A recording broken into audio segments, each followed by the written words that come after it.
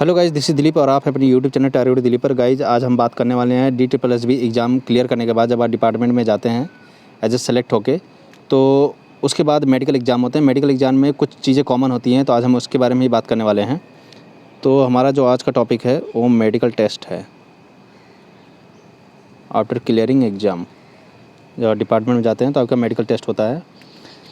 तो medical test guys सबसे पहले प्रोसीजर क्या होता है, जब आप सेलेक्ट होके आते हैं डिपार्टमेंट में, सपोज़ मान लीजिए आप MCD में सेलेक्ट होते हैं या दिल्ली जल बोर्ड में सेलेक्ट होते हैं या DUSIB में सेलेक्ट होते हैं या किसी में भी, या इरीगेशन में, फ्लड एंड कंट्रोल में होते हैं, तो उसमें क्या होता है, सबसे पहले आप जब सेलेक्ट होकर आते हैं तो सबसे पहले आपको डिवीज़न अलॉट की जाती है। आपके जॉइनिंग लेटर में डिवीज़न लिखा होता है कि आप किस डिवीज़न में आपकी पोस्टिंग हुई है।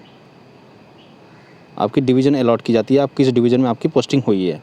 ठीक है, जब आप डिवीज़न में जाते हैं तो उसके बाद 1 हफ्ते या 10 दिन के अंदर आपको मेडिकल का जो आपके DDO होते हैं, ठीक है, जो आपके DDO होते हैं वो DDO या एक्शन हम कहते हैं उनको, ठीक है, तो वो क्या करते हैं, आपको मेडिकल जो अथॉरिटी होती है, जो मेडिकल ऑफिसर होती हैं, ठीक है, उनके पास भेजते हैं। जो मेडिकल इंचार्ज होते हैं उनके पास भेजते हैं आपकी मेडिकल के लिए।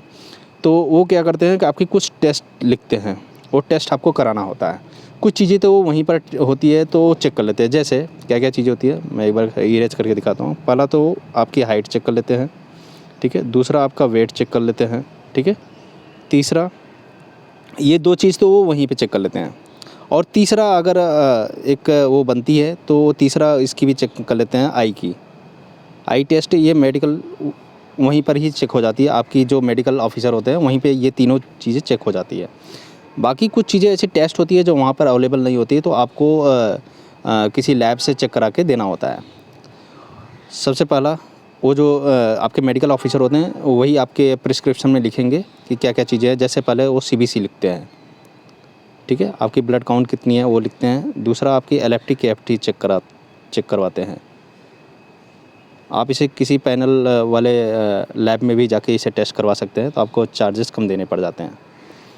तीसरी आपकी चेस्ट की एक्सरे होती है, ठीक है, आपकी चेस्ट के एक्सरे होती है। चौथी बात ये होती है कि अगर मान लीजिए आपके कुछ दिक्कत है, आपको कोई कभी स्टोन था, कभी कुछ था, तो आपको अल्ट्रासाउंड भी कराना पड़ सकता है। अल्ट्रासाउंड, ठीक है, आपको अल्ट्रासाउंड भी कराना पड़ सकता है, ठीक है। अदरवाइज़ ऊपर के जो CBC है, LFT KFT है, चेस्ट है, चेस्ट का एक्सरे, मैं चेस्ट मतलब एक्सरे के बारे में बात कर रहा हूँ, चेस्ट की एक्सरे। इसके बारे में आप किसी भी गवर्नमेंट, आपके यहाँ कोई गवर्नमेंट हॉस्पिटल होगा, आप वहाँ से भी चेक करा के आप रिपोर्ट सबमिट कर सकते हैं, ठीक है। लेकिन जो भी रिपोर्ट आपको देना है वो सारी वैलिड रिपोर्ट होना चाहिए। आपकी कोई भी इन्फॉर्मेशन रॉन्ग नहीं होनी चाहिए, ठीक है, क्योंकि वो ये सभी चीज़ें आपके सर्विस बुक में रिकॉर्ड की जाती है। तो इस बात का आप पूरा ध्यान रखेंगे। लेकिन एक बात और होता है, ये सारे टेस्ट कराने के बाद जितना टेस्ट मैंने लिखा है, ये जैसे ये 3 जो मैंने लिखा है, ये वाले 3 तो आपके वहीं पे हो जाएंगे। जो आपका मेडिकल ऑफिसर होगा वो तो यहीं पे ये तीनों चेक कर लेंगे। बाकी चीज़ें चाहे वो CBC होगा, LFT KFT होगा, चेस्ट होगा, अल्ट्रासाउंड होगा, ये सारे चारों चीज़ें आपके लैब में टेस्ट होती है, लैब में, ठीक है। तो इस बात का ध्यान रखेंगे। तो आप इसे पैसा बचाने के लिए आप अपने जो गवर्नमेंट मेडिकल हॉस्पिटल होते हैं तो वहाँ पर भी आप इसे चेक करवा सकते हैं। तो बहुत ही मिनिमम चार्जेस में आपके ये सारे टेस्ट हो सकते हैं। और इनकी रिपोर्ट टेस्ट कराने के बाद आपको ये ले जाके मेडिकल ऑफिसर के पास सबमिट करना होता है। वो डिसाइड करेंगे कि आप मेडिकली फ़िट हैं कि नहीं इस सर्विस के लिए, ठीक है। फिर आगे देखते हैं, अगर ये इनमें कोई दिक्कत आती है तो क्या आगे स्टेप हो सकता है। गाइस अगर आपको कुछ दिक्कत आती है, सपोज़ मान लीजिए कि आप CBC कराएं, CBC कराने के बाद आप में ब्लड बहुत कम है, मान लीजिए 14 लगभग होनी चाहिए, लेकिन 14 नहीं है और उसकी जगह पे मान लीजिए 8 है या 6 है, कुछ भी है, तो उसके लिए आपको टाइम देते हैं कि आप देखिए किसी भी मेडिकल एग्ज़ाम को क्लियर करने का 6 मंथ, यहाँ पे फ़िलहाल दिल्ली जल बोर्ड में 6 मंथ है, बाकी MCD में भी ऐसे ही है 6 मंथ। दिल्ली के अंदर जितने भी ये एजेंसीज़ हैं, गवर्नमेंट एजेंसीज़ हैं, सभी में 6 मंथ होते हैं। तो यहाँ पर 6 महीने आपको दी जाते हैं कि मेडिकल आपको क्लियर करना है। इसी में आपको 1 महीने का टाइम दे देंगे, 2 महीने का टाइम दे देंगे, तब तक आपका ब्लड वाला जो ये 8 है वो 14 में आ जाता है, तो ये ब्लड वाला चल जाता है। फिर दूसरी बात क्या आती है, मान लीजिए आपके LFT KFT में दिक्कत है, liver function test, kidney function test, अगर यहाँ पे दिक्कत है, यहाँ पर भी आपको 6 मंथ का पूरा टाइम दिया जाता है। 6 मंथ में आप कंप्लीट करवा सकते हैं, यानी कंप्लीट हेल्दी होकर आप वापस आ सकते हैं। ठीक है, आपके सिलेक्शन पे कोई दिक्कत नहीं आएगी। और उसके बाद LFT KFT चेक करने के बाद, अच्छा जब आप ब्लड टेस्ट करवाते हैं तो ब्लड टेस्ट के बाद आपकी 2 चीज़ें होती है। पहला डायरेक्ट बिलिरुबिन और दूसरा होता है इनडायरेक्ट बिलिरुबिन। जब किसी का डाइजेशन, जैसे डायरेक्ट बिलिरुबिन तो लगभग लोगों का ठीक होता है, लेकिन इनडायरेक्ट बिलिरुबिन मतलब ये है कि आपके ब्लड में शुगर का मात्रा, जो शुगर होता है उसकी क्वांटिटी का ज़्यादा फ्लो होना, वो होता है इनडायरेक्ट बिलिरुबिन। यानी ऐसे केसेस में आपके जो भी चीज़ें आप खाते हैं वो चीज़ें सही तरीके से डाइजेस्ट नहीं हो पाती हैं। तो ये बहुत चिंता का विषय नहीं है। तो इनडायरेक्ट बिलिरुबिन जो है इसको कंट्रोल किया जा सकता है, लेकिन एक्सरसाइज आप करिए। एक्सरसाइज और कुछ वॉकिंग एक्सरसाइज, बॉडी एक्सरसाइज और कुछ वॉकिंग वगैरह भी करते रहिए। तो इससे क्या होगा कि इसे आप कंट्रोल कर ले जाएंगे। थोड़ा बहुत चेंजेस अगर देखने को भी मिलता है तो उसे एक्सेप्टेबल रहता है, कोई दिक्कत आती नहीं है उससे। ठीक है, तो ये सारी चीज़ें अगर मान लीजिए थोड़ा बहुत है, अगर मेडिकल ऑफिसर के पास ही अगर हो जा रहा है तब तो ठीक है। अदरवाइज़ अगर 2 बार आपने टेस्ट कराया, रिपोर्ट में फिर भी दिक्कतें हैं, 3 बार टेस्ट कराया तो भी दिक्कतें हैं, तो सपोज़ मान लीजिए आपने 2 बार करा दिया, तीसरी बार भी करा दिया, उसके बाद अगर फिर भी कोई दिक्कत आती है तो उसके बाद मेडिकल ऑफिसर क्या करता है, आपको मेडिकल स्क्रीनिंग एग्जामिनेशन के लिए MSc भेजता है, मेडिकल स्क्रीनिंग सेंटर। वो यहाँ पे एक तरह से MSE भी बोलते हैं इसको, मेडिकल स्क्रीनिंग एग्जामिनेशन भी होता है ये।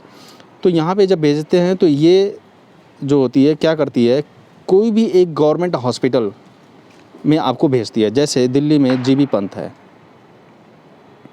दिल्ली में GB पंत है, बहुत बड़ा गवर्नमेंट हॉस्पिटल है दिल्ली का, बहुत ही रेपुटेड हॉस्पिटल है ये। यहाँ पे बहुत ज़्यादा क्राउड होती है, बहुत ज़्यादा पेशेंट आते हैं। वैसे मिलना जाना बहुत मुश्किल होता है, क्योंकि यहाँ पे आपको जाने के लिए, आपके मेडिकल ऑफिसर से मिलने के लिए इस हॉस्पिटल में काफ़ी टाइम लगता है, काफ़ी दिक्कतें को फेस करना पड़ता है।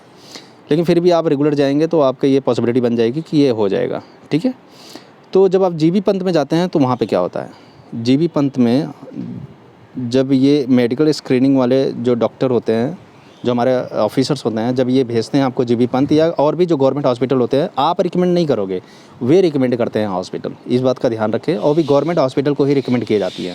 ठीक है, कुछ ही गवर्नमेंट हॉस्पिटल को रिकमेंड करते हैं, उसमें से 2-3 का नाम देते हैं, तो आपको जो उसमें चूज़ करेंगे वहीं पे आपको जाना होता है। ठीक है, जब यहाँ आप जाएंगे तो आप जो डॉक्टर होंगे, यहाँ पे जो डॉक्टर होते हैं वो क्या करते हैं, आपको टेस्ट लिखते हैं, सेम वही टेस्ट जो आपको आपके मेडिकल ऑफिसर लिखे रहते हैं शुरू में जब आप मेडिकल टेस्ट दे रहे होते हैं, उसी समय ये भी वही लिखते हैं। CBC जो भी दिक्कतें होती हैं ये भी वही लिखते हैं, LFT KFT।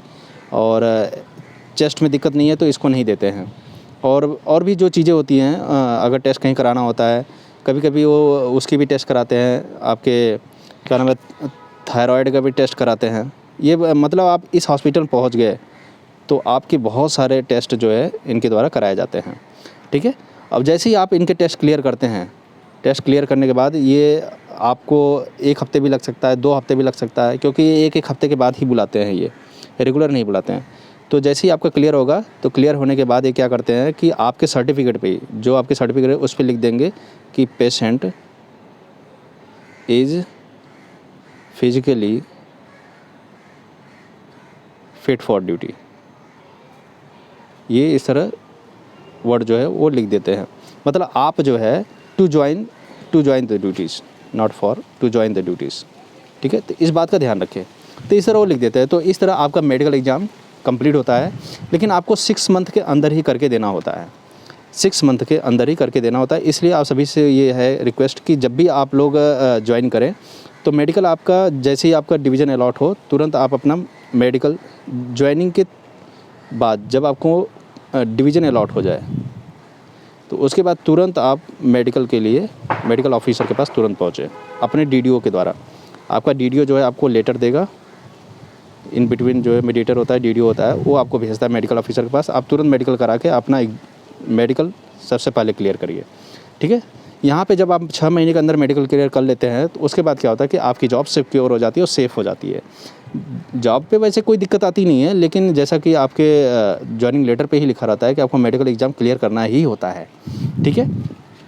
तो ये सारी बातें हैं और भी इसमें कोई ऐसी बात आती नहीं है। लेकिन हाँ, अगर आप 6 महीने के अंदर कंप्लीट नहीं करते हो तो ऐसे केसेस में क्या होता है कि आप जिनके साथ होकर आए हो, जो आपके साथ कलीग वगैरह हैं, आप उनके जूनियर हो जाते हो। ये एक थोड़ा-सा दिक्कत है होती है, लेकिन आपकी जॉब पर कोई दिक्कतें नहीं आती हैं। आप जो है यहाँ पे एज़ अ फ्रेश होते हो और आपकी जॉब पर कोई ऐसी इन फ्यूचर कोई ऐसी दिक्कतें नहीं आती है। तो आपको पर्याप्त समय मिल जाता है आपको मेडिकल क्लियर करने का। तो 6 महीने में लगभग ऐसा कोई भी कैंडिडेट नहीं है जिसका भी मेडिकल क्लियर ना होता हो। तो आप सभी टेंशन नहीं लेना है। सो गाइज़, एक सभी आप लोग को बताना चाहूँगा कि आपकी एफ़र्ट्स करते रहिए। जिनके एग्ज़ाम नहीं हुए हैं वो एग्ज़ाम में के लिए काफ़ी फ़ोकस रहिए, और जिनके भी फाइनल रिज़ल्ट आ चुके हैं और उनकी जॉइनिंग होने वाली है और अब वो डिवीज़न उनको अलॉट होने वाला है, तो मैं सभी से कहूँगा कि अब आपके मेडिकल होने वाले हैं। तो आपको बिल्कुल नहीं घबराना है, एकदम एक्साइट होके आपको जॉब में आना है, ठीक है। So guys, thank you so much देखने के लिए।